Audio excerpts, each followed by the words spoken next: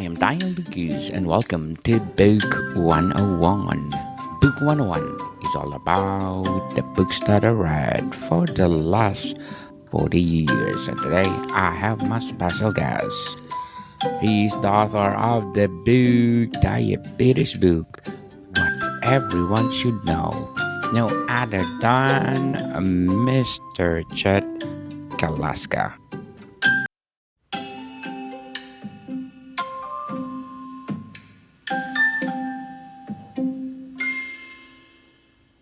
Great. Well, thank you for having me. Welcome to Book 101, Mr. Chet, and can you please introduce yourself? Sure.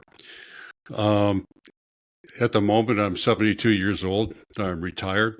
I've been married for 48 years. I've got two sons, two daughters-in-law, and three grandchildren. I was diagnosed with type 1 diabetes back in 1981. So I've had it for over 40 years.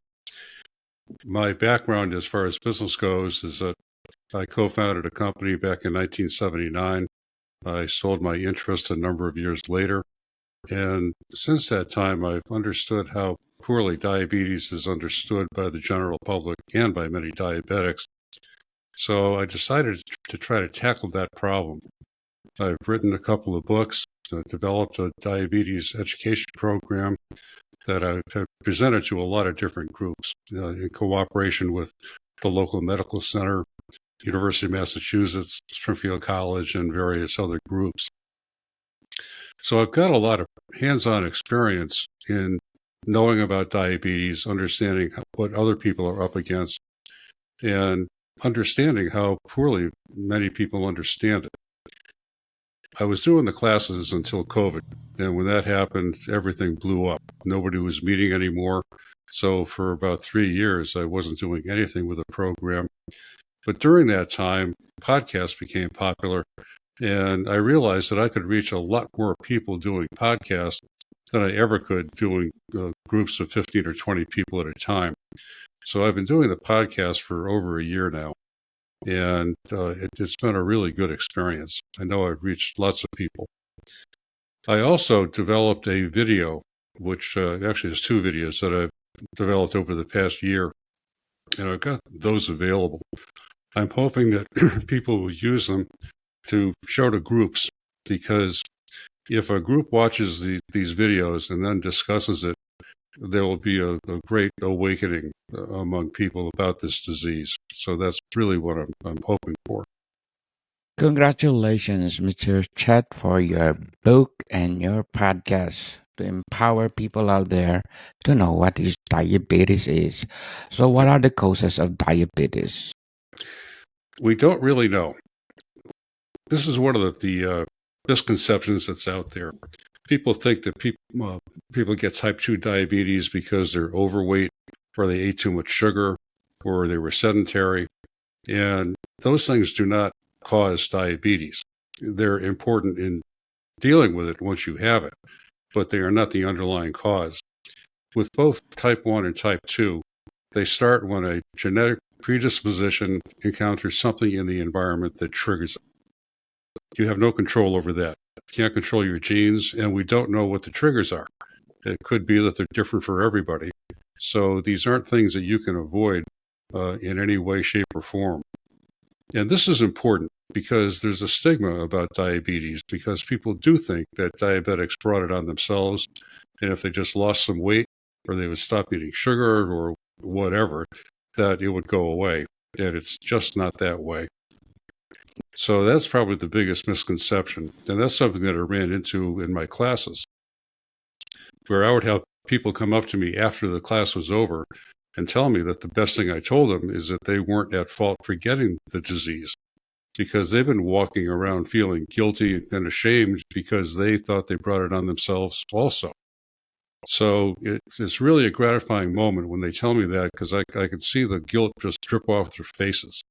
You know, they feel so much better about themselves when they realize that it's not their fault. Yes, very well said, Mr. Chet. What are the different types of diabetes? There are two main types of diabetes. They're called type 1 and type 2. They both cause high blood sugar, which is why they're called diabetes, but they're actually different diseases. With type 1, which is what I have an autoimmune disease. That disease has caused my body to attack the insulin producing cells in the pancreas and kill them off. So I don't produce insulin at all. So I have to take it by injection. Before I go on, let me back up and explain how normal bodies work. This will all make more sense if I do that first. When a non-diabetic person eats food, it gets digested into sugar. Sugar is called glucose. It goes into your bloodstream, and it gets carried throughout your whole body to provide energy for your cells. When your pancreas detects that there is glucose in the blood, it produces a hormone called insulin. Insulin's job is to act as a key that opens the cell walls to allow the glucose to go from the bloodstream into the cell. When the glucose is gone from the bloodstream, the pancreas stops producing insulin, and your blood sugar returns to a normal range. So with normal people, your blood sugar goes higher when you've eaten the food, but before the insulin has allowed it to go into the cells. These fluctuations are natural. But with non-diabetics, they come down to a very low range. So your average blood sugar is very low. Diabetics don't operate that way. As I started to explain, in my case, I can't produce insulin. So I have no choice but to take insulin directly. And the way you do that is through injection. It breaks down indigestion, so you have to take shots or administer it through a pump or some other method. Type 2 is a different disease. That starts with a condition called insulin resistance. What that does is it makes your cells resistant to insulin, which means that your pancreas has to make more and more of it as time goes on to overcome the resistance.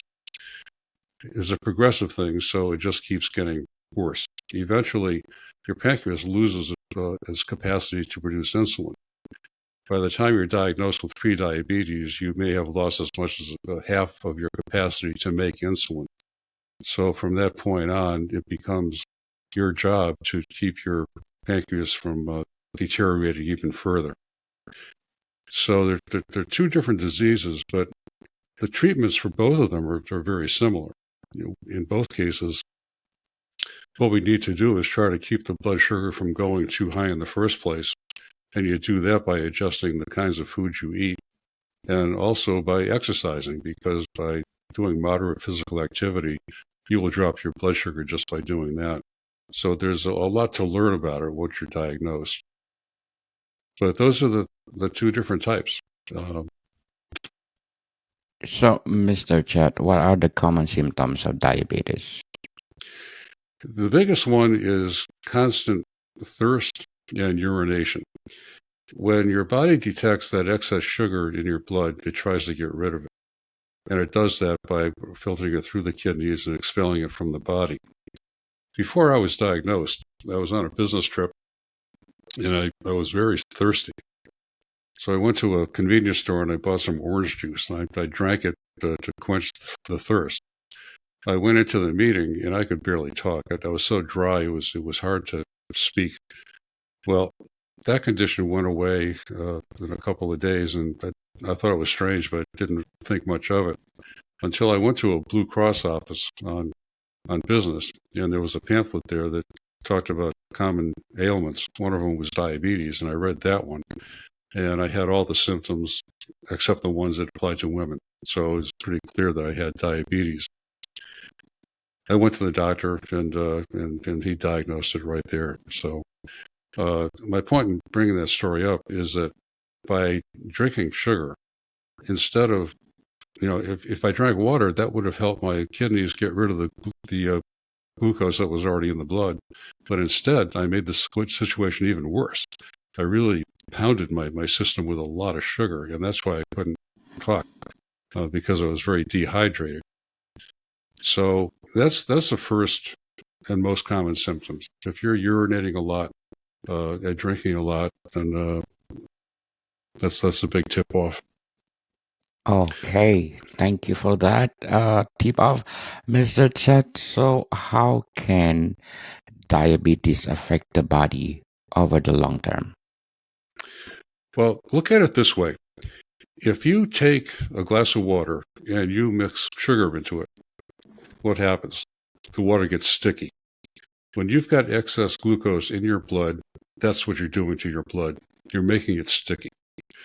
Now, this goes to every part of your body, and therefore it damages virtually every part of your body in one way or another. One of the big ways is that it causes plaque to build up on your blood vessel walls, so cardiovascular disease results from it. We often find diabetics having toes or feet or legs amputated. The reason for that is that those parts are the furthest from your heart, so the blood pressure is lower. So the effects of the high blood sugar are even greater down there because the blood's not moving as well. Your eyesight can go. People go blind from diabetes because the blood vessels inside the eye get weak and they rupture, and blood seeps into the interior of the eye. Kidney disease happens because of it. I mean, if you think about it, it goes to every part of your body. Virtually everything gets impacted by this in one way or another. So it's a very dangerous disease. And that's another reason I'm doing this, by the way, because I found a lot of diabetics who really don't understand what they're up against. They really don't understand how dangerous this is. And that's a big health problem that we need to address. Yes, definitely. And how is gestational diabetes different from other types of diabetes? Well, I don't know a whole lot about gestational diabetes, but I do know that it's generally a temporary condition. It'll happen during pregnancy, but then it'll go away after childbirth. But once you have that, you do have a greater chance of developing type 2 diabetes later on. And that's about all I know about it. I've never actually been pregnant, so So, Mr. Chet, what lifestyle changes can help manage diabetes effectively? That's a really good question. There are two main parts of it. One is that you have to understand what foods you're eating are going to raise your blood sugar and which ones won't, because there are foods that fit into both categories. The foods that raise your blood sugar are carbohydrates. Now, this is something people should understand. We think about sugar being the main cause of raising blood sugar, but there are carbohydrates all over the place. They're in breads. Potatoes are very high in carbohydrate. Peas are very high in carbohydrate. When you eat carbohydrate, when it gets digested, 1 gram of carbohydrate gets digested into 1 gram of sugar. So it's really the same thing. It's not like you can look at your piece of bread and say, well, that's really not high in sugar. Actually, it's very high in sugar. It just hasn't gotten digested yet. So you need to be aware of what you're eating. One of the things that makes diabetes so complicated is that there are all kinds of people giving advice to diabetics, and it gets confusing. If you Google diabetes and diet, you come up with, here are 3 foods you should always eat. Here are 7 foods you should avoid. Here's a drink that's going to solve your problem. There are all these recommendations that just make things confusing. What I explain to people is that the only carbohydrates that you really need to worry about are the ones that you're actually eating. So the idea is to take a look at what you're consuming and figure out where the carbohydrates are coming from. Most of us have pretty regular diets. Our breakfasts are pretty much the same. Lunches are pretty much the same. Dinners will vary, but over the course of a month, you'll repeat those recipes too. So the number of foods each one of us really eats isn't all that great. So what I tell people is, when you have food, take a look at your plate and ask yourself, where are the carbohydrates coming from? If you've got a piece of bread or a potato, that's going to be high in carbohydrate. If you've got meat or fish or chicken on the plate, that's protein, and that won't raise your blood sugar at all. So once you identify what these foods are and what they do, you can modify your diet. You can eat more of the things that won't raise your blood sugar, and you can still have the carbohydrates, but you just don't want to overload on them. So that's probably the key lifestyle change. The other thing that gets short shrift is exercise. A researcher at the Joslin Diabetes Center called it the magic bullet. And the reason he said that is that moderate exercise, and by that I mean just everyday movements, whether it's walking up the stairs, shopping, playing with your kids, just anything that gets your body moving will help to lower your blood sugar. The reason for that is that when you're moving, your muscles are either burning the glucose that's in the blood, so it's getting rid of it that way, or it's storing it because your muscle will actually take on excess sugar and store it for future use. So those are the two main changes. We have, we get a lot of advertising for pharmaceuticals, and they certainly help.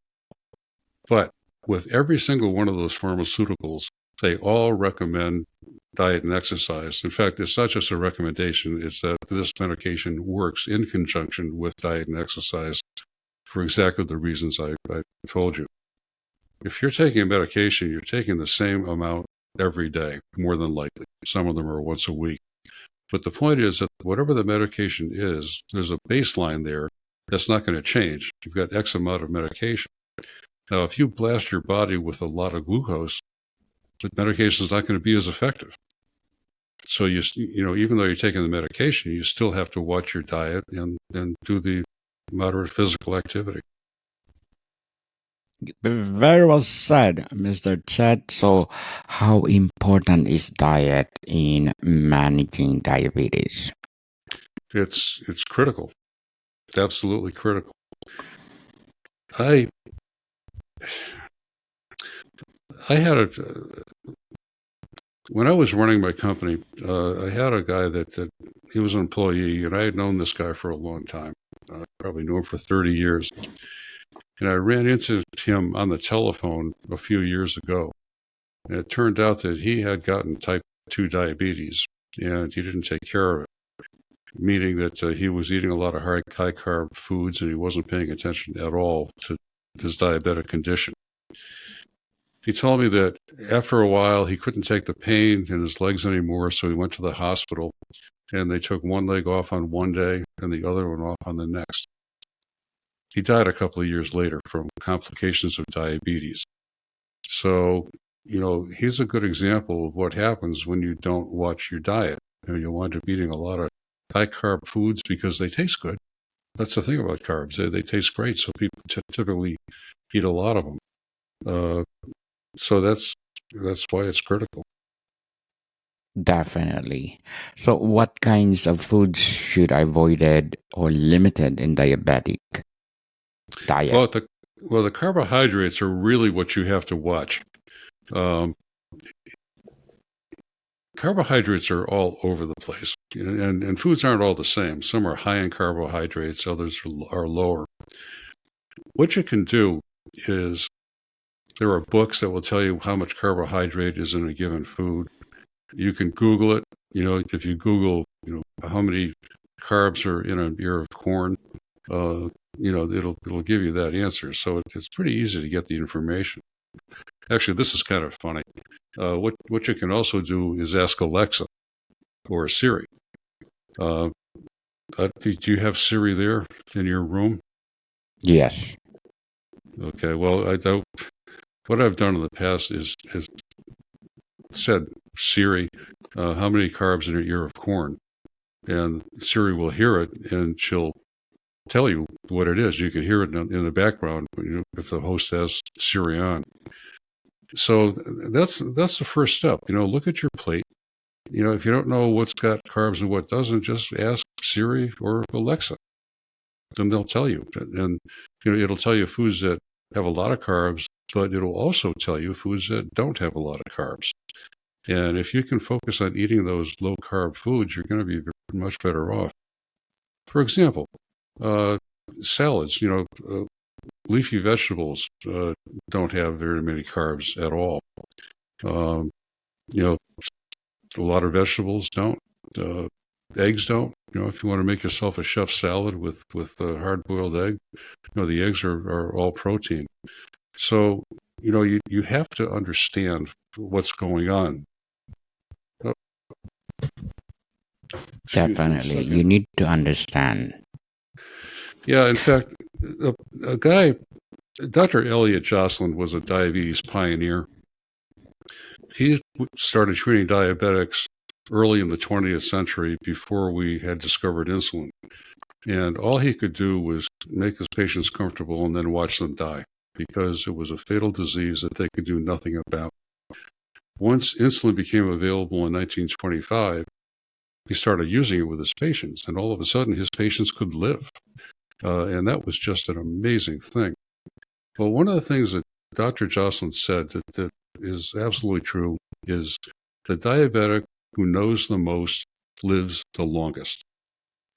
The more you know about your food intake, the more you understand about exercise, the more you understand about how your medications work, the better your control is going to be and the longer you will live.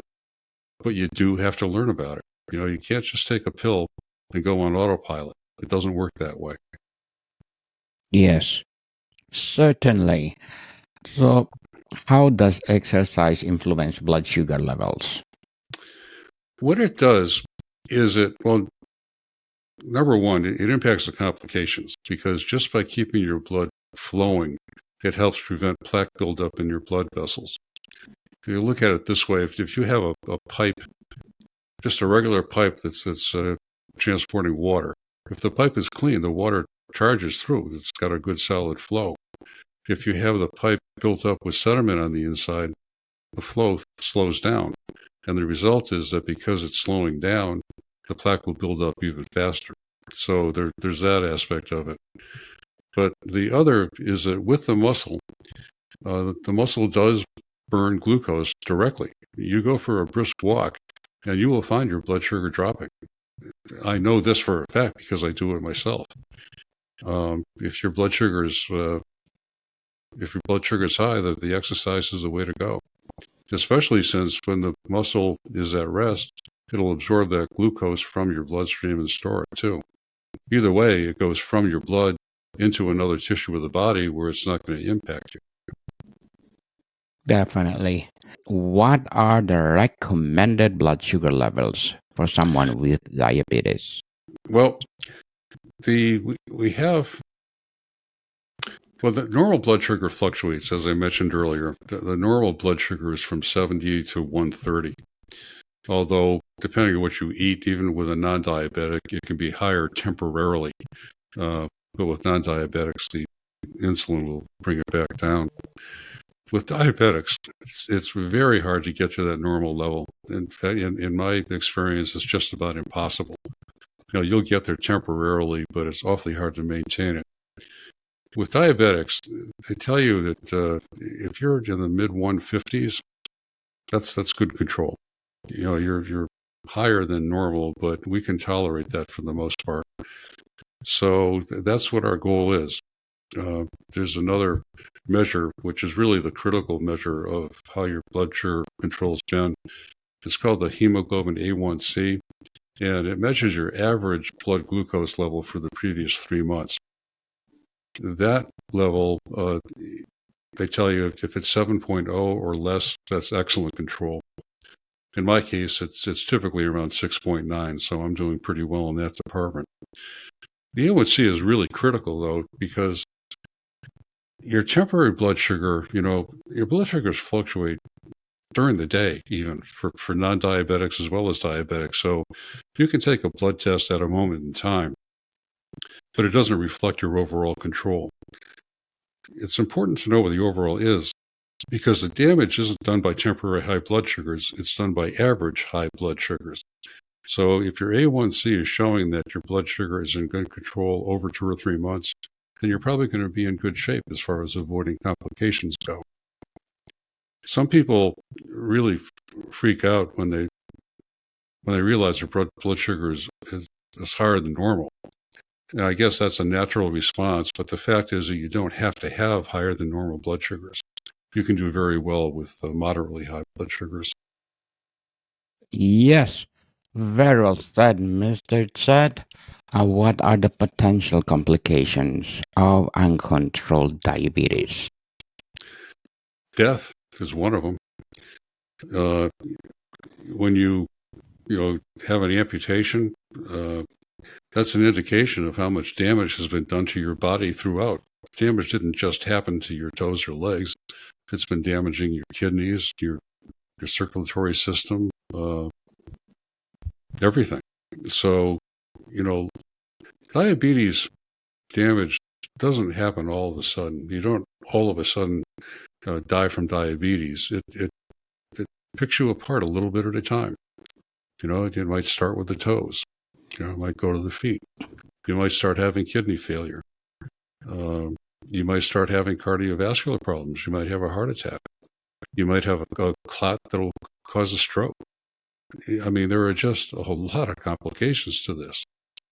Because, if you want to get back to what I said a while ago about the sugar in the water, I mean, you're letting that sticky blood flow through your system, and do damage over a long period of time. It's just a question of what goes first.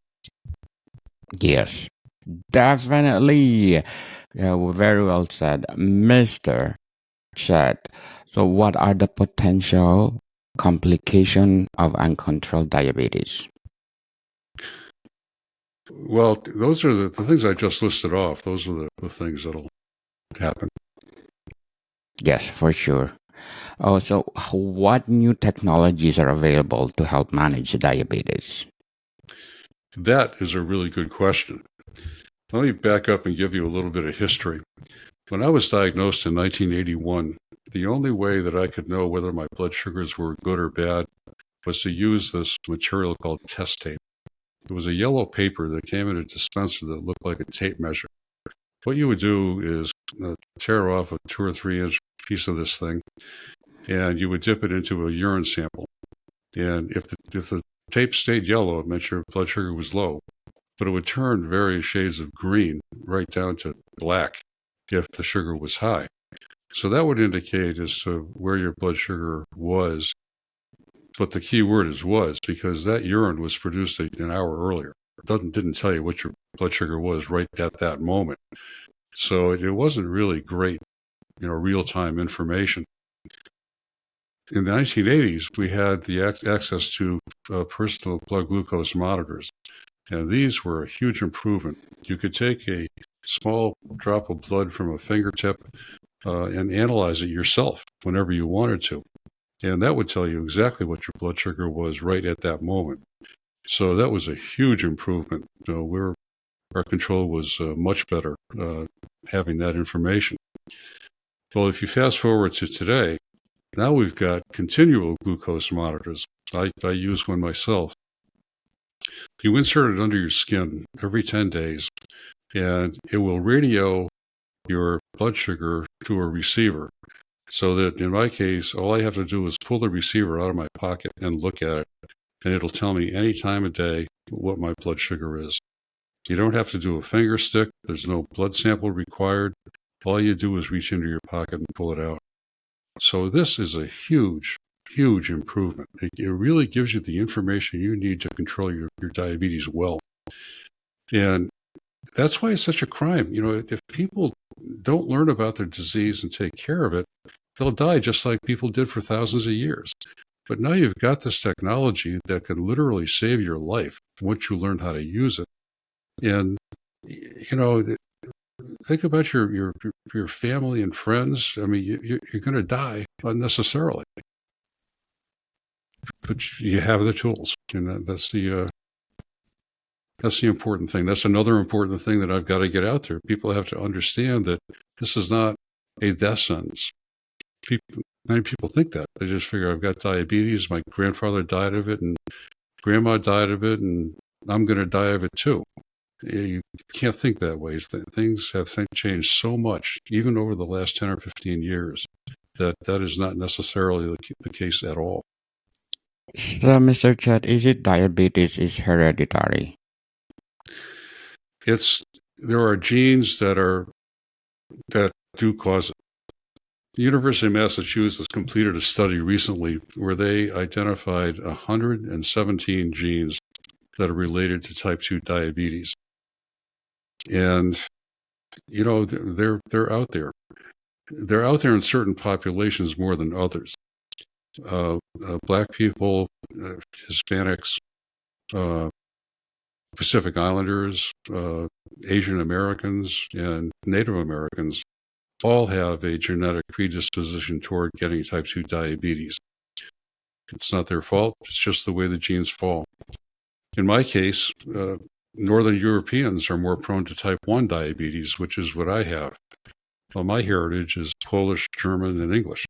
So that works in my case. My heritage worked against me as far as the genetics go. So, there are certain groups of people that are more prone to one or the other type of diabetes. Yes, definitely. Very well said, Mr. Chet. But before we go on, I want to shout out my listeners in, where is it? In Switzerland.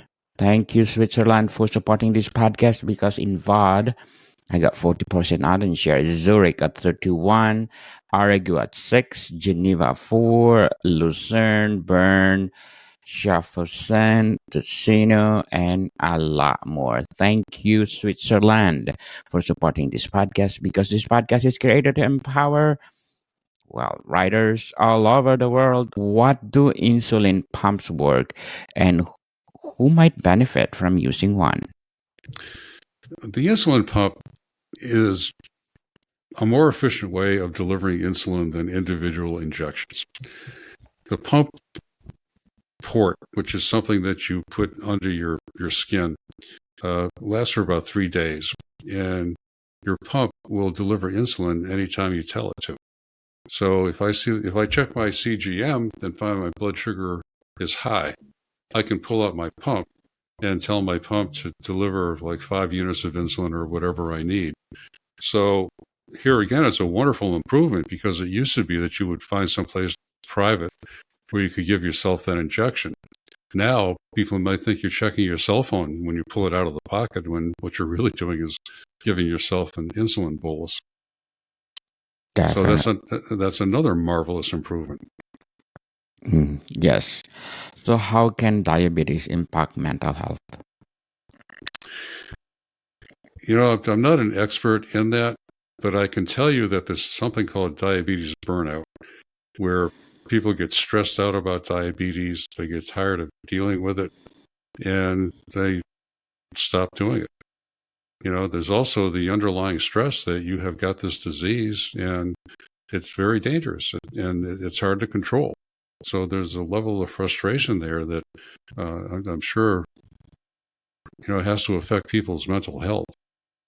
I guess I'm fortunate. I tend to take things in stride, and I do that with diabetes too. I don't let temporary high blood sugars bother me. I just fix them and move on with life. And that's really the attitude you have to have.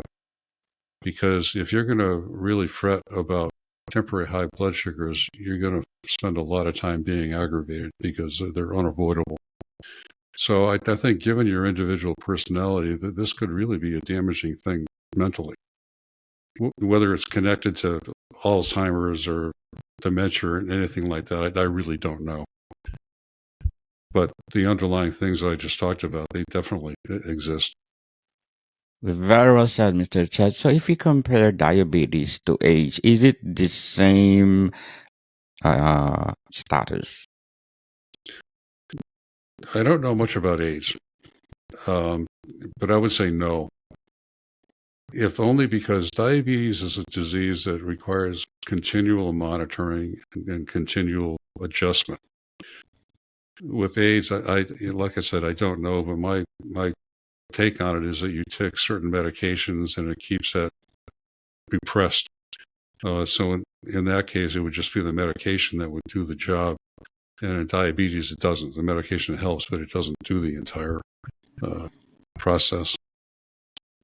What resources are available for people newly diagnosed with diabetes?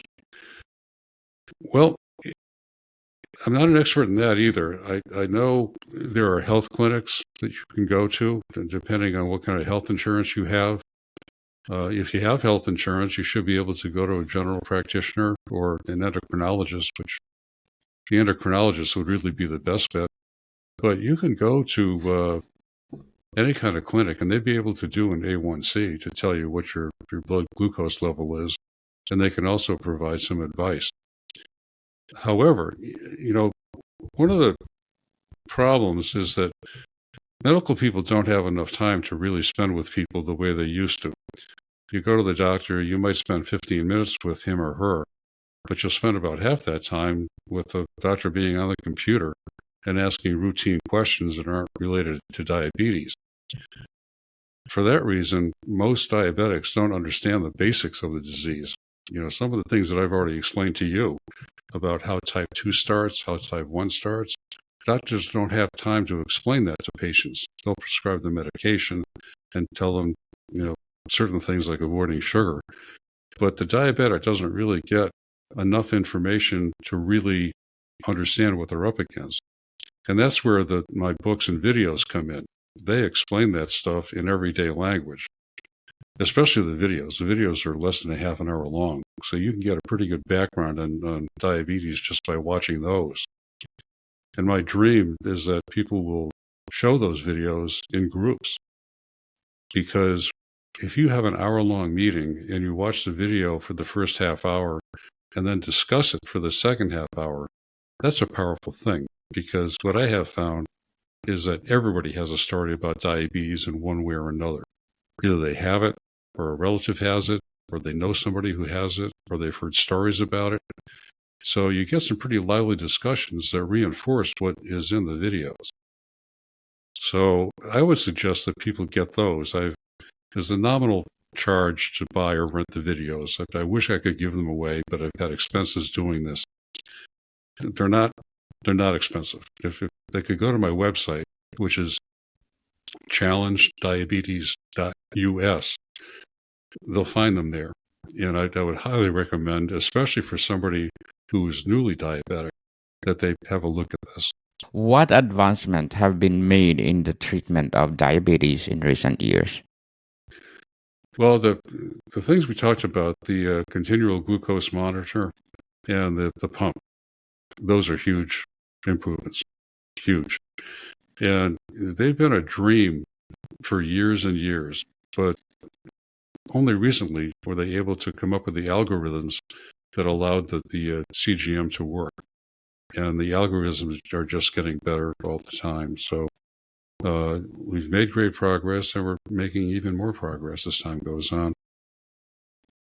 Very well said, Mr. Chet. And can you please invite our listeners to buy your book, The Diabetes Book, What Everyone Should Know? Please have a look at the book. Actually, there are two books. One is an upgraded version of the original book that you see on the screen.